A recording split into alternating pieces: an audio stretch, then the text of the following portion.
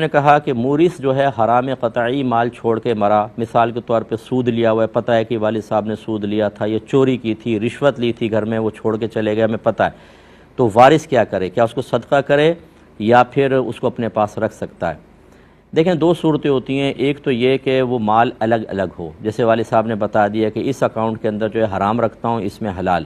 تو جو حرام رکھتے ہیں اس کے اندر پہلے غور کریں گے کہ کیا جن کا حرام لیا تھا وہ پتہ ہے وہ لوگ، اگر معلوم ہے تو پھر ان کو واپس کرنا واجب ہے، جیسے رشوت لی تھی اور معلوم ہے کس سے لی تھی تو اس کو واپس کرنا واجب ہوگا، وہ نہ ہو تو اس کے ورثاء کو دینا ہوگا، اور دونوں ہی نہ ہوں تو پھر اس کو صدقہ کر دیں، یہی افضل اور اولیٰ ہے کہ نامعلوم مالکان کی طرف سے صدقہ کر دیا جائے۔ اور اگر یہ مکس ہو جائے مال، ایک ہی اکاؤنٹ میں حرام حلال ہے، تو پھر وہ وارث کو حق حاصل ہے کہ وہ پورا کا پورا رکھ سکتا ہے، وبال مرنے والے پر ہوگا۔ اس میں یہ ہو سکتا ہے کہ وہ غالب گمان کر کے کہ اتنا پیسہ حلال کا ہوگا اتنا حرام کا، اور وہ تھوڑا بہت صدقہ کر دے تو اللہ تعالیٰ کی رحمت سے